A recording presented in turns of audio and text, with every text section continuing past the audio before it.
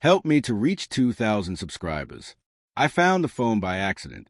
It was an old black Nokia, wedged behind the bottom drawer of our oak dresser. The kind of phone that belonged in another lifetime, before Wi-Fi, before cloud-stored secrets, before I started trusting that love could survive silence. I only found it because a drawer jammed when I tried to close it, and something metallic clinked against the wood. For a moment, I smiled. David used to joke about how many things I lost around the house: rings, receipts, even my patience. Maybe this was one of his missing treasures. But when I wiped the dust off the cracked screen and pressed the power button, my stomach twisted. It turned on. The wallpaper was a photo of our son at 10 years old, still missing a front tooth. But beneath that innocent image, another notification glowed: voice notes, 118 save files. I hesitated. My fingers felt cold, even though the room was warm. A small, trembling voice inside me whispered, "Don't open it. You'll regret it." But curiosity and fear are siblings. They both push you forward. The first voice note clicked on with a soft beep. A woman's voice filled the air. Low, gentle, almost intimate. "David, I dreamt of you again last night." My breath caught. She paused, then whispered, "You said we'd stop, but I can't. You know that, don't you?" I dropped the phone.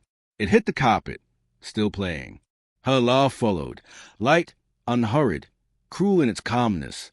I stared at it, that piece of forgotten plastic that suddenly weighed more than 25 years of marriage. At first, I told myself it must be old. Maybe before me. Maybe just a patient, a co-worker, a friend. But then I remembered, David didn't have this phone before we met. We bought it together the year after our honeymoon. I pressed play again. "Don't forget to delete this one," she said softly. She almost found out last time. The walls tilted. My vision blurred. The sound of my own breathing filled the room. She! That was me. I listened to 6 more. Each one different, yet the same rhythm. Longing, secrecy, possession. Her name never spoken. Always David. Always us. Always delete this one. When I finally stopped, it was dark outside. The dinner I'd planned was burned. The table still set with the wine I'd chosen to celebrate our upcoming anniversary. My hands trembled so violently I could barely pour glass. When David came home, he smiled as if nothing was wrong. "Smells like smoke in here," he said, dropping his keys into the bowl by the door. "You okay?" I stared at him for a long time. The man who once held my hand through miscarriages, through cancer scares, through everything that felt unshakable. His hair was thinner now, but his smile, the one that made me fall in love, still had that same quiet confidence. "I found your old phone," I said evenly. He froze. Just for a second, but enough. His eyes darted, subtle, toward the dresser, then back to me. "Oh, that old thing." He forced a chuckle. Didn't even know it still worked. I placed the phone on the table between us. "You should hear how well it works." Silence swallowed the room. His jaw tightened, and for a long time, he said nothing. I waited for denial, for anger, for lies.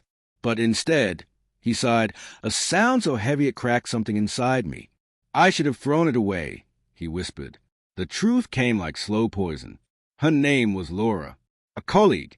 "It started," he said, "during a business trip 15 years ago.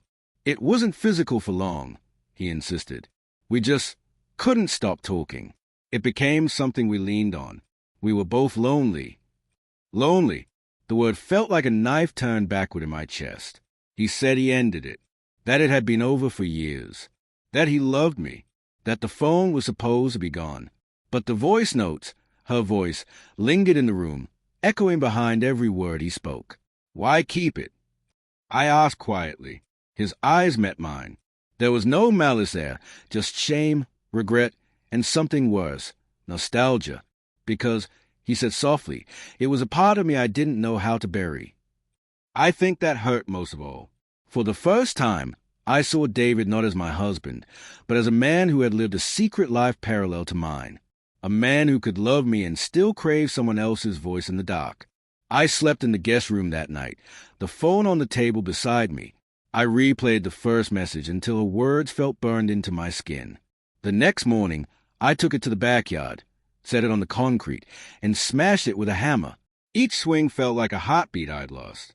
By the time it shattered, I was sobbing, not just for what he'd done, but for what I believed in all these years. David watched from the window. He didn't try to stop me. Maybe he knew there was nothing left to save. That night, I packed a bag. Not because I was leaving forever, but because I needed to remember what freedom felt like. I wrote a note and left it on the kitchen counter.